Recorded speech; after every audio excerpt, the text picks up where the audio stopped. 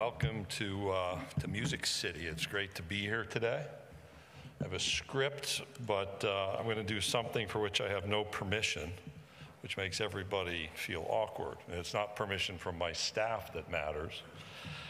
I'm really, really proud to stand up here and tell you that last Tuesday, my wife Kathy and I became grandparents for the first time. So in addition to boring all of you, our new granddaughter and her parents are watching me drone on and on this morning. So we'll set expectations for that relationship. It is good to be here with you today in Music City. Good to be looking towards football season. It's actually the perfect year for us to be here, not because of the construction, but because the season for us begins in Nashville, just up the road on Vanderbilt's campus on August 26th.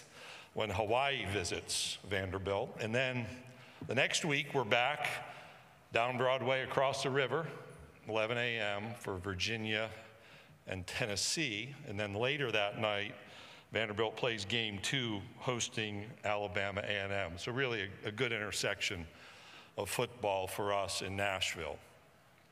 We do something unique in the Southeastern Conference. Actually, we do a lot unique, one of which is we have started to move media days to new locations.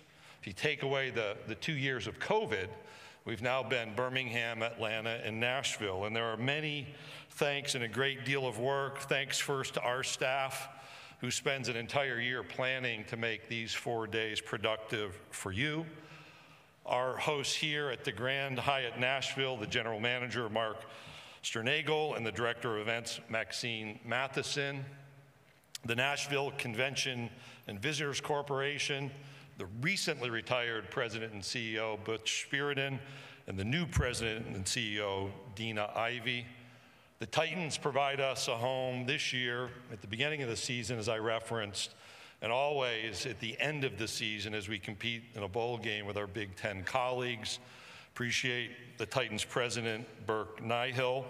We're here to talk about football, but back on Broadway, down the street towards Lower Broadway, Bridgestone Arena is our home for basketball each March. We appreciate their ownership group, their CEO, Sean Henry, their newly named president, who's been a longtime friend back to her days at Vanderbilt, Michelle Kennedy, the Predators leadership team, and the Bridgestone team for the great hospitality they provide. And both of those local professional franchises will provide you with hospitality this week, as they will be hosting evening receptions for the media.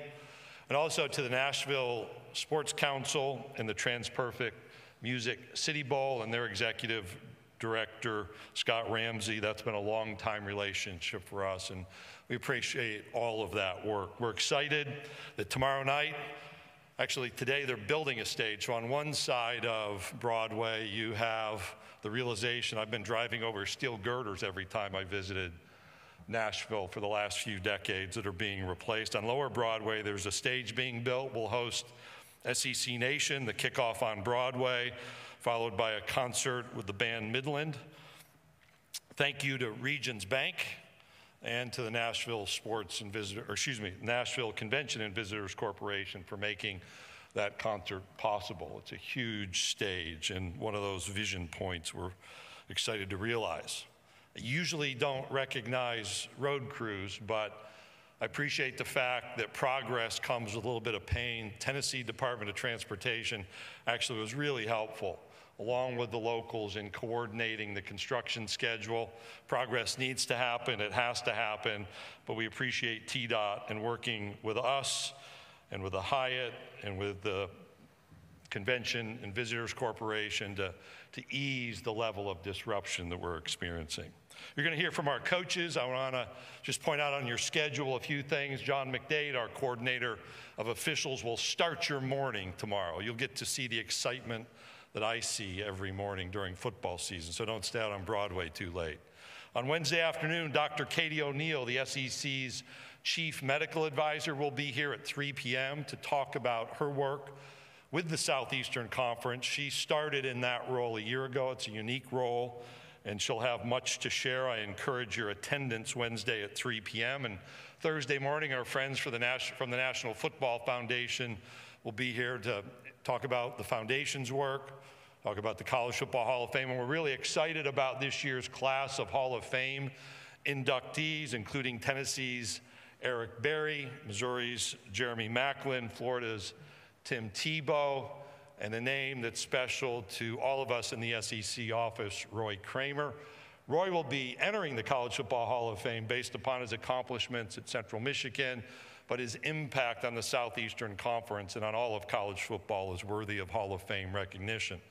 In fact, Wednesday evening on the SEC Network, we'll be premiering a program focused on Roy, which I know makes him enormously uncomfortable. It's entitled Roy Kramer, A Vision for the SEC.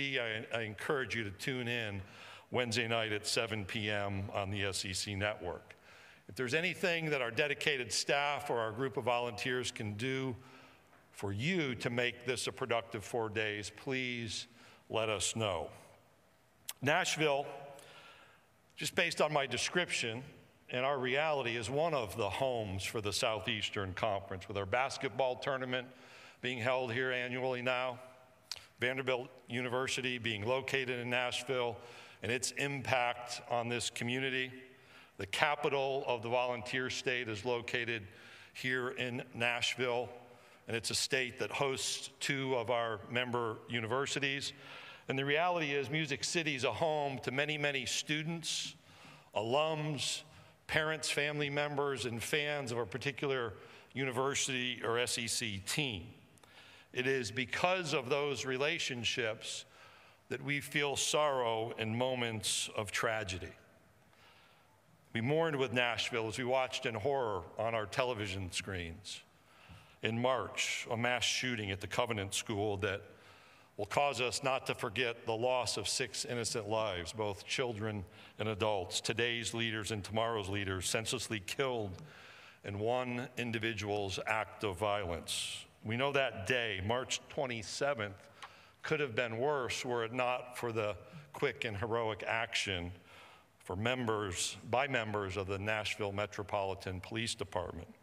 With us today are 4 of the 5 team members who responded immediately and rapidly to the urgent call for help. And I'm going to call them up here on stage one by one. First, Detective Ryan Cagle.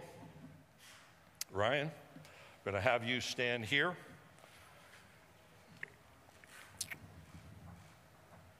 Sergeant Jeff Mathis. Detective Zachary Plesey. And Detective Michael Colazzo. Not able to attend today is the 5th member of that quick response team from March 27th, Officer Rex Engelbert.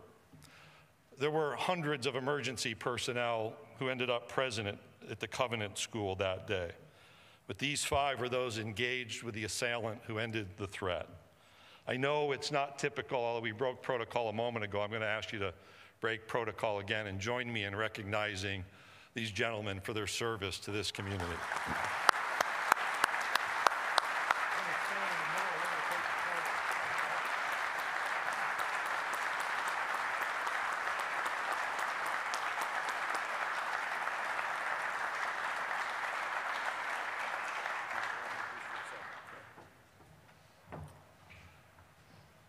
At the end of the week, they've shared with me their fan preferences, so we're not going to have just one coach sign football helmets. They'll receive SEC football helmets autographed by all 14 coaches, and then we're going to invite them and a guest back to share in a relaxed way in the 2024 SEC men's basketball tournament at Bridgestone Arena as our guests.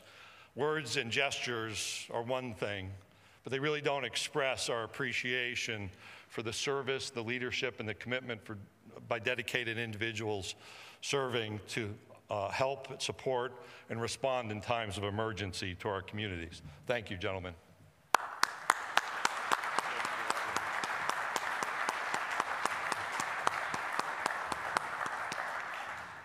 Since we gathered last year in Atlanta, we've experienced our own loss on our campuses.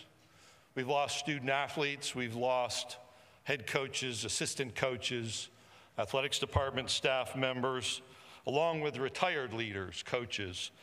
and contributors, and we mourn each of those passings. Last year in Atlanta, one of my backstage conversations was about the uselessness of neckties.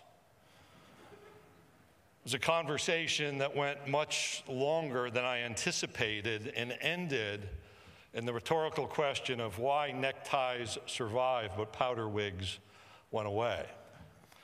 That conversation was with Mike Leach, and today I'm without a tie just to honor Mike's memory. You know, we lost Mike in December, a person important not simply to the Southeastern Conference. We only had him for a few seasons, but to all of college football. He was fascinating and impacted the lives of thousands of people across the college football spectrum and across his life. He provided wedding advice, evaluated Halloween candy, and if you ended up in a phone call talking about history, you had better have scheduled a great deal of time as he recited his historical knowledge. He also observed the world from a perspective that made you think, and often made you laugh, and sometimes made you just perplexed. And it's important that we remember people who've contributed, be it for the short term or the long term, to this wonderful conference. And we're going to miss Mike, but he's not going to be forgotten. Over those 12 months since our gathering in Atlanta, we've enjoyed a remarkable year. I don't have to tell you the Southeastern Conference is the only conference to have at least one team represented in each of the college football playoff events since its inception. As a conference, we've won 4 straight college football playoff national championships earned by 3 different teams. And over the past 17 years, we've had 5 programs win 13 national college football titles. For the young people who want to go pro in sports, it appears the Southeastern Conference is the place to prepare yourself for those opportunities, since in the last year, former SEC student athletes earned the #1 pick in the NFL draft, were drafted 1 and 2 in the Major League Baseball draft, #1 in the WNBA draft, and were the 2 highest drafted collegians in this year's NBA draft. For the 17th consecutive year, the SEC had the most football players drafted by the NFL, that number being 62. For an everything conference in the NBA playoffs, we had the most former players competing, 56. 9 players selected in the WNBA draft were the most, and since the creation of the WNBA draft, the Southeastern Conference has provided the most #1 picks, totaling 8. In the 2023 Major League Baseball list of opening day rosters, we had 88 former SEC players, at least 3 from every university, and 79 more players selected in this year's Major League Baseball draft. We also have experienced great news about our fans. For the 24th consecutive year, the SEC led the nation in average college football attendance. And notably, 5 of our programs, Arkansas, Ole Miss, Missouri, Tennessee, and Vanderbilt, experienced double-digit percentage increases in their attendance this season. The SEC football championship game hosted its 27th consecutive sellout, and we are in the process of working with Mercedes-Benz Stadium to extend our agreement that Mercedes-Benz Stadium continue as our championship venue for the SEC football championship. The SEC led the nation in average attendance in baseball for the 27th consecutive year.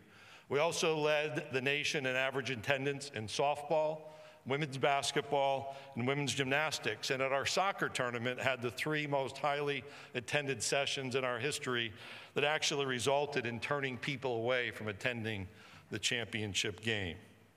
We're proud of our accomplishments, and we're proud to have finished a year in which teams from our campuses won 8 different national championships, with an all-SEC Baseball College World Series final between LSU and Florida, the 5th time there's been an all-SEC College World Series final in baseball, and the 19th time across all of our sports that the national championship match has been between 2 SEC programs.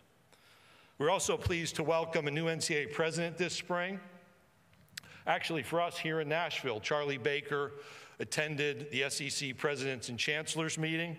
He stayed around to watch some basketball, and I look forward to working with, collaborating, communicating with Charlie to resolve some of our current challenges, explore new opportunities, and set the course for the future of college athletics. But even with all of that good news in a time of change, we're not done. As we look forward to the season ahead and the year ahead, it will be our final as a 14-team conference. We're going to grow to 16 July 1st, 2024. That's not news. It does take away the question you've been asking me for the last few years about when. I'm also pleased to announce that July 15th through the 18th in 2024, this event, SEC Football Media Days, will be hosted in downtown Dallas, Texas at the Omni Hotel, where the SEC will light up the Dallas skylines with the Dallas skyline with the colors of the Southeastern Conference. The season ahead will be our last with two divisions, the East and the West, in the sport of football. The 23 season will lead to another sold-out Mercedes-Benz Stadium, where fans and our teams will travel to Atlanta to celebrate all of the pageantry that makes college football unique. We're going to honor our CBS friends as the decades-long SEC on CBS relationship enters its final season, while we look forward to expanding our relationship and our broadcast television opportunities with ABC and ESPN. We also have the expectation that it will be the final season for the 4-team college football playoff. And because I have wonderful vision in my late 50s, I can see my friend Bill Hancock to my right, who's going to be embarrassed by what I'm about to say, because all of us in college football owe Bill our thanks and appreciation for his work to guide the BCS and the college football playoff. He has a lot of work to do that's still on his desk, and probably some papers that are underneath the table where he is seated, but the June announcement of coming transition provides us the opportunity and really creates the need and a reminder of how much Bill means to college football. And I want to say, in front of all and on the SEC Network, thank you, Bill, for your work. There's more to do, but thank you for all of your work and leadership over the years. He's buying drinks later on Broadway, he said. Only one person laughed at that. As excited as I am about our future, the expansion to 16, welcoming Oklahoma and Texas, the changes around our schedules, not only in football, but in other sports, seeing different teams in different places competing at the highest level for national championships. We have important work ahead that requires a new level of collaboration to ensure the opportunities currently presented in our athletic programs remain available for decades to come. It's been 2 years since the first state laws brought to us the active concept of student athletes receiving economic benefit from their use of their name, image, and likeness. And I'm going to be clear as I can. Our activities in Congress, our discussions with states, and even discussions of conference policies are not about taking away this new name, image, and likeness opportunities. In many ways, it's been a net positive for young people. But we all know there are stories, some stories told and others not told, of promises made but not fulfilled, of inducements offered but not provided, of empty commitments, of NIL agreements that created more questions than provided answers, and other behaviors in this space that rightly cause concern. And the reality is our student athletes deserve something better than a patchwork of state laws that support their name, image, and likeness activity, if support is the right word. Our student athletes deserve something better than a race to the bottom at the state legislature level, as the efforts are made to create what are perceived as a competitive edge through state laws that are not overseen. Future student athletes those who right now might be 15 or 16 or 17 years old, they deserve something better than to need to sort through a fully unregulated marketplace, being approached by individuals who present themselves as something that they may not be, where anyone can purchase card stock and run it through a printer and call themselves an agent on a business card, and then engage in making offers to young people that are neither transparent, that do not include protections that many of us would expect to be normal. And it makes it difficult for young people to both understand and navigate this free-for-all as they're trying to make life-guiding and life-changing decisions. To our knowledge, no state has taken action to enforce its own state laws around name, image, and likeness activity. At the same time, we've seen in a number of states laws enacted that bar associations, the NCAA, or conferences, including the Southeastern Conference, from enforcing what, at our level, at the conference level, are still to be adopted, if ever, NIL policies. In other words, the states haven't been active in enforcing laws, and now states are preventing the NCAA or conferences from adopting and enforcing reasonable name, image, and likeness standards. If states will not enforce the laws, and states are going to prohibit the NCAA or conferences from enforcing these reasonable policies, congressional action is then the only way to provide a national uniform standard for name, image, and likeness activity, and to draw the lines around the boundaries that do not become simply pay for play. Now, these realities I've described are in contrast to what we hear from our student athlete leaders who gathered with us in late June. Our student athletes continue to ask for uniformity in name, image, and likeness policies across the country. Our student athletes want to know their competitors on the opposite line of scrimmage are subject and governed by the same rules and policies by which they are governed.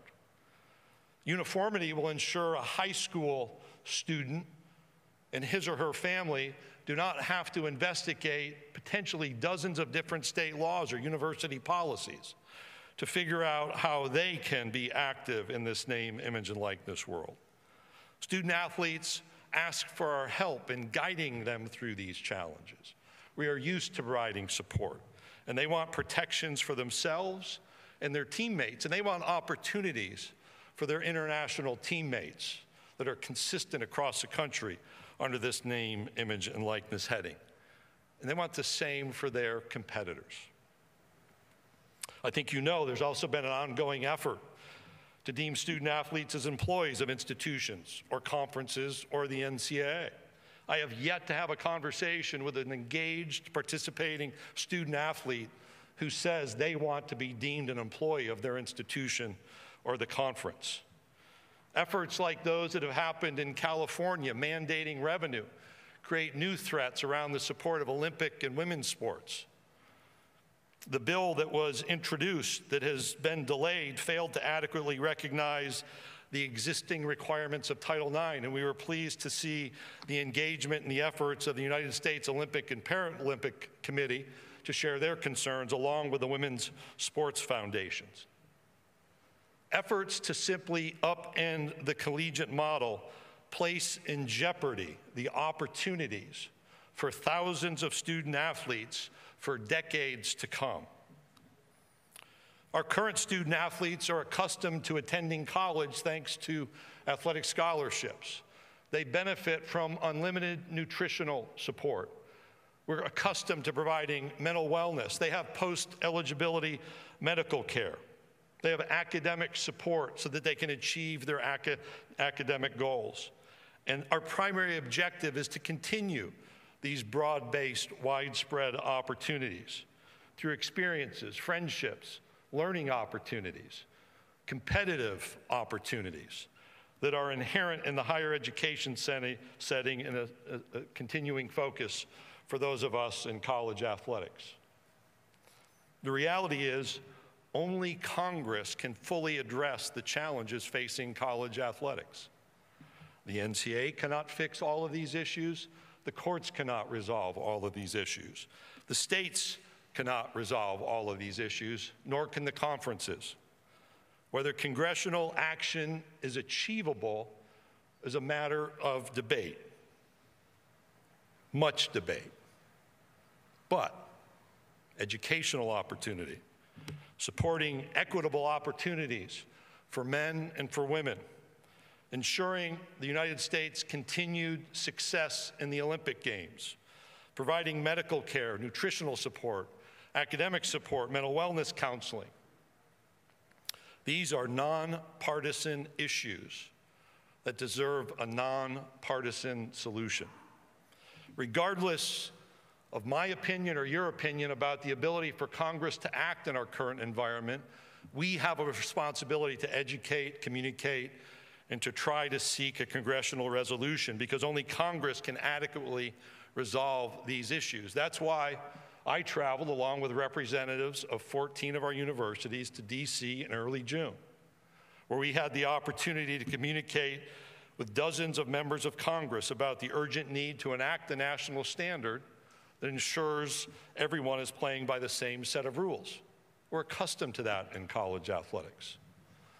We seek the empowerment of college athletes while also protecting them from bad actors. We want to continue, and we want to be certain that we in college sports at the highest level provide a broad array of sports offerings.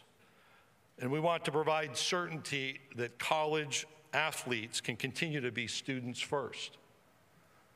Despite the cynicism, despite the criticisms, and the acknowledgement that we're certainly not perfect, remarkable things happen in intercollegiate athletics for young people. And NIL has provided new opportunities. And the reality is that those opportunities have to be embraced. But let's not kid ourselves into believing this is the best that we can do for our young people. Congress should not allow states, under the false pretense of progress, to upend a system that provides opportunities for all college athletes, men and women, universities and colleges of all different sizes, football players, divers, track and field competitors, and baseball and softball players and gymnasts. And this is a system that funds our Olympic support and our Olympic development opportunities. Witness that right now on 12 U.S. national teams, there are over 120 current or former SEC athletes training in the effort to realize their dream of being an Olympian in Paris. This includes 53 track and field athletes, 31 in swimming and diving, and 9 participating with USA basketball. At the Tokyo Games, 80 of our athletes were competitors, participating under the Team USA heading, and every one of our current 14 members had at least one participant in Team USA. On behalf of our currently just over 7,000 athletes and the future generations of athletes who seek to go pro in sports, to be future Olympians, many who will use their athletics experience to become teachers and doctors and lawyers and bankers and researchers and community leaders, the very pillars of our community, I urge Congress to act now to support a healthy collegiate sports system in this nation. One final policy note relates to legalized sports gambling. This spring, our conference was touched by an apparent element of conduct that calls into question the integrity of competition or the individuals involved in that competition. And we're not alone. As participants from other conferences, some faced accountability for involvement in sports wagering activity. There are now 38 states with some form of legalized sports gambling. States now realize directly into their treasury the proceeds, either from licensing fees or taxation of that legalized gambling activity. In some states, it's relatively low, a few million or a few tens of millions relative to the state budgets. At least one state realized over $1 billion in licensing and tax revenue paid to the state treasury from legalized sports gambling. But here's the reality for us. We continue to hear more and more from our coaches and student athletes about the increased level of abusive and threatening behavior online, often directed at them after someone involved in gambling activity ends up on the wrong side of a score or a game's outcome. In fact, there are members of the media in this room who've reported on some of those realities. The problem can be even worse for game officials, who sometimes are tracked down at their place of business and their voicemail or their email filled with abusive or threatening messages.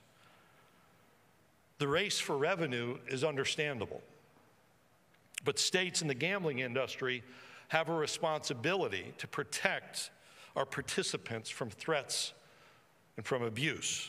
While some states have enacted laws protecting participants, all states, every state with legalized sports gambling, must act to ensure enforcement of gaming regulations and put in place clearly stated laws that protect participants from hostile behavior, particularly barring individuals who engage in that behavior from any further involvement in sports gambling. Now, I've finished on difficult topics, but I'm going to rewind the tape and remind you of all the good that's happening in the Southeastern Conference. Not only the good from the past year, but the opportunities that lie ahead. We acknowledge that we're going to have to change. We're going to have to collaborate, as I said, in new ways to find solutions to some of the long-standing challenges and observations. But I remain optimistic about our future. I have the privilege of spending time with the SEC's leaders, our campus leaders, our athletics department leaders, and our student athletes who are leaders now and will be leaders in the future. And because of that, through all of this, I remain convinced that the best days of the Southeastern Conference still remain ahead. Thank you, and now as our tradition, Kevin is going to manage the Q&A portion of our program. Thank you, Commissioner. If you have a question, please raise your hand. We have Avery, Kinsey, and Jim. We'll get a microphone to you. We'll start right down here on the front, second row. Please give your name and affiliation. Thank you.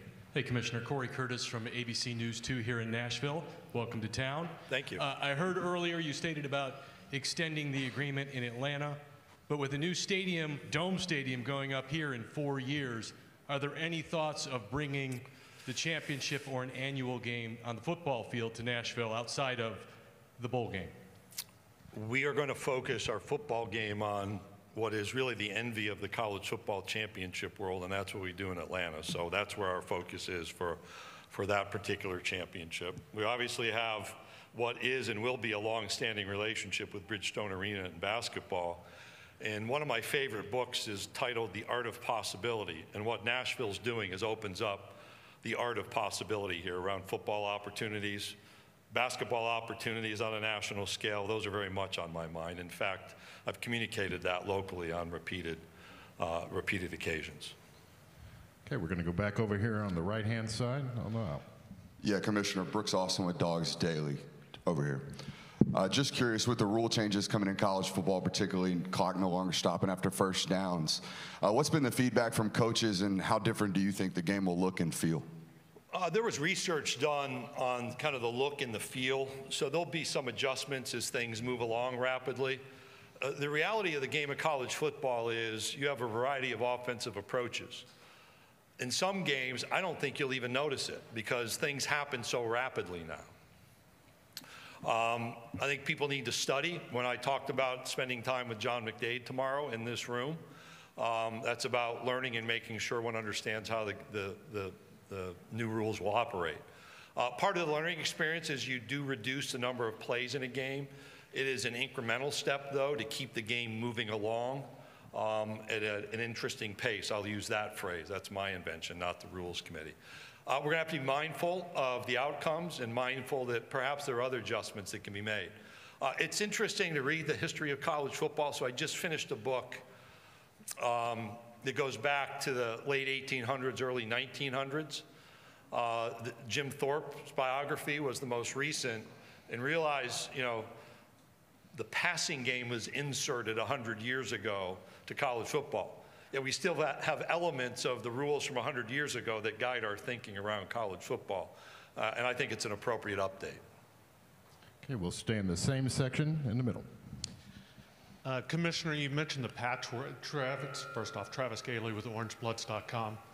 You mentioned the patchwork of state legislature governing the NIL rules currently, one of the most recent being the Texas law. You alluded to some of the provisions that were just passed in that bill, provisions which I know Texas and Texas A&M officials worked with legislators in the crafting of that bill. Did you discuss that legislation with the officials at Texas or Texas A&M while that legislation was being drafted to let your opinions be known? Yeah, so let's back up. The most recent of these bills, I think, was in the state of New York, actually, a week and a half or so ago. And in that circumstance, it was acknowledged that there were universities in the state of New York that were involved in that activity. The same has been true, I think, in any state where legislation has been adopted. What seems to have happened is there's been overly broad language. When we were here with our presidents in March, we identified potential strategies for conference regulation of name, image, and likeness.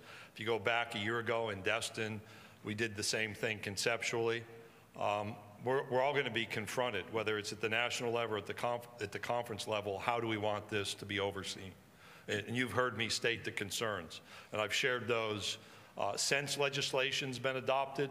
I was not in the middle of any of the drafting processes, but also understand that the original set of name, image, and likeness laws caused concerns about what was facilitated there back to 2019. So this is an ongoing problem that we identified as the exact wrong way to go about permitting student athletes to engage in name, image, and likeness activity. It is our current circumstance, and you heard me observe that it speaks to the need for a national standard. Commissioner, we'll go back over here to my left. Good afternoon, Commissioner. Johnny Ballpark Franks with Franks Media here at Nashville and Huntsville. With all the major changes in college athletics in recent memory, with regards to decision-making, where is that balance between ensuring stability while entertaining future growth, and what are the pains for that progress? Well, we see the pain of progress right outside the Hyatt as the road is being deconstructed so it can be rebuilt. That's a pretty good metaphor for some of what's happening, and whether it's concerns about state laws, understanding the realities of new opportunities, and trying to really dig in to see what's happening. You know, that's pain and that's progress. I spoke of the need for collaboration to the previous question about laws that have emanated from our states that do involve our universities. We're going to have to think differently about how we make decisions.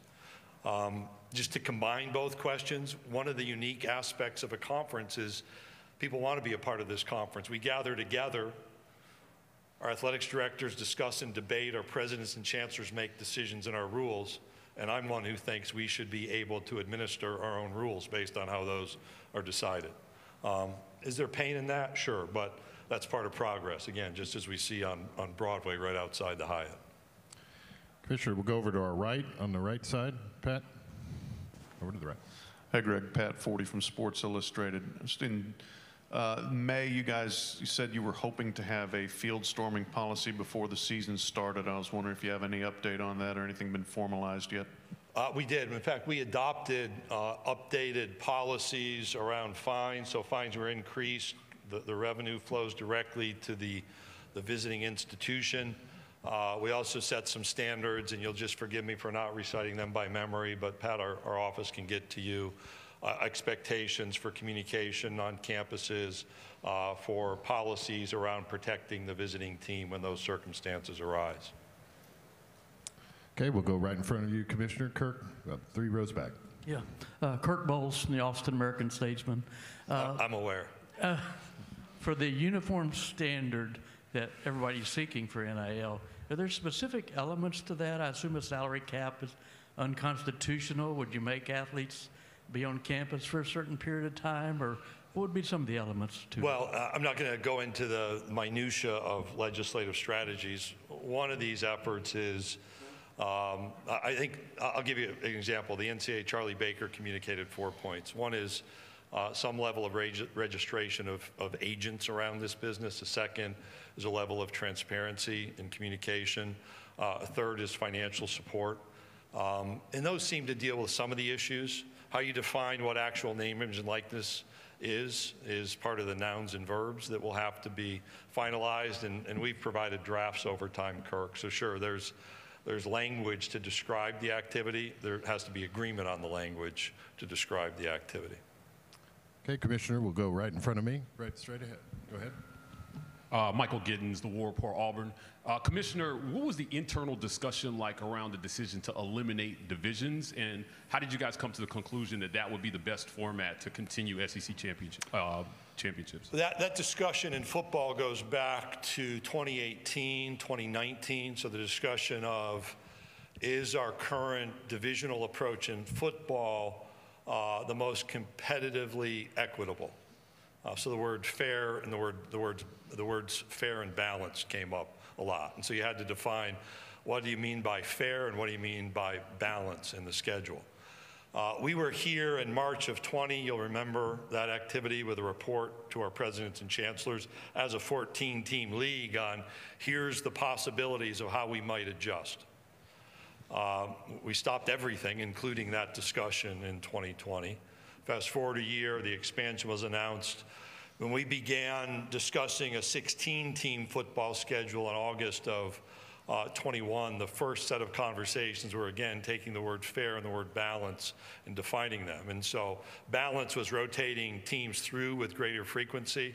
So I think plenty of people have written about a team may not see a team certainly for 6 years, or may not go someplace for 12 years if they're in another division. And so that was balance. Fairness was narrowing the competitive equity band, which is what we achieved. Even with our 8-game schedule we announced just a few weeks ago in mid-June. So hopefully that responds to your question. That was the conversation. You know, the 8 or 9 game schedule debate, the number of games played within the conference will still be part of our discussion as we move forward and look to 2025. But the effort to try to be both fair and then balanced within that scheduling approach was the motivation around eliminating divisions. We have time for a few more. We'll start with Ron Higgins right here in the front row. Yeah, Ron Higgins, TigerDetails.com. Did the 9-game schedule get tabled because schools realized that there wasn't going to be any more additional TV revenue forthcoming? No, there were a lot of issues. So if you think about what we're going to see next year, we have expansion. We add 2 historically prominent football programs in Oklahoma and Texas, and not only prominent, but successful.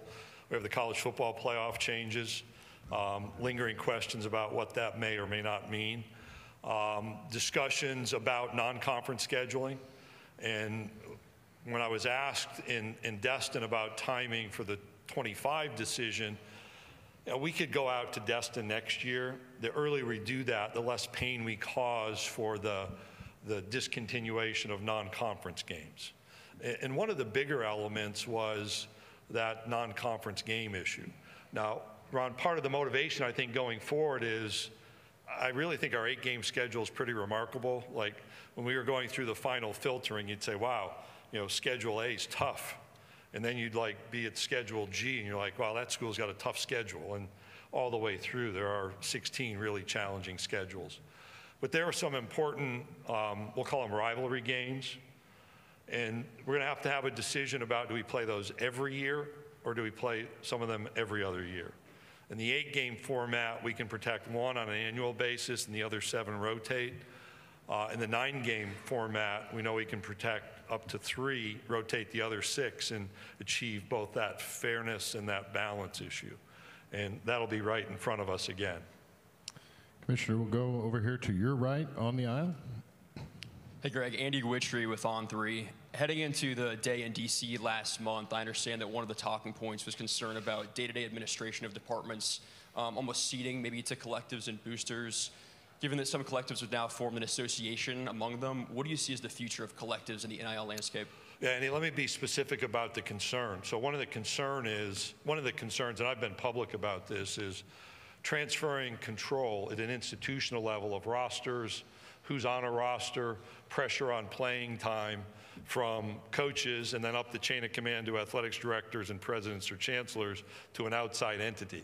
People have opined about booster influence but with collective activity about which we've read, I think it magnifies that concern. Who's really in charge? So that informs the talking point. I have read with interest this formation of a collective association, or a collective, I guess. A collection of collectives. And William King, our Associate Commissioner for Legal Affairs, has reached out to some just to have a conversation to learn more. We have to be in a constant learning mode. We want to exercise care. We want to do that in collaboration with our campuses. So there was a contract extension announced for me. I work for our presidents and chancellors by agreement. And we're going to make sure that our presidents and chancellors' influence in decision-making is inherent in whatever conversation, including that with the collection of collectives. We'll take one final question right in the front row of me. Teresa Walker, the Associated Press. Commissioner, you mentioned that people want to be a part of this conference. It feels like the musical chairs with realignment are still kind of swirling.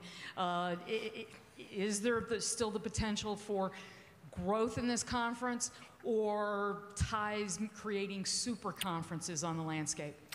Teresa, I'll go back to my standard observations. I think we are a super conference. That's why I took a part of your life that you'll never get back to go through what we achieved last year. Not that you didn't know any and all of that information. My reference to people want to be a part of it really reflects back on the outreach from Oklahoma, Texas. That was a question I received yesterday. I've been careful. When I was here in Atlanta last year, I was clear that we're focused on our growth to 16. And I've watched others message about, we're not done yet. I referenced this. We're going to go to this particular reason. I just don't think that's healthy. People could criticize me to say, wow, you really sprung it on people in 21, which we did. And maybe there's no clean and perfect way to deal with conference membership. It's not been a topic in the Southeastern Conference other than providing updates, so we're very attentive to what's happening around us. Whether those are from all of your fine investigative writing or maybe opinions, and then focusing on our growth to 16 because it's an enormous task. And so that's my view. Do I think it's done? People will say, well, I get to decide that. Right now it appears others are going to decide that before we have to make any decisions. And so my view is we know who we are. We're comfortable as a league. We're focused on our growth to 16. We've restored rivalries. We're geographically contiguous with the right kind of philosophical alignment. And we can stay at that level of super conference. When you go bigger, there are a whole other set of factors that have to be considered. And I'm not sure I've seen those teased out other than in my mind late at night. Commissioner Sankey, thank you for your time. Thank you.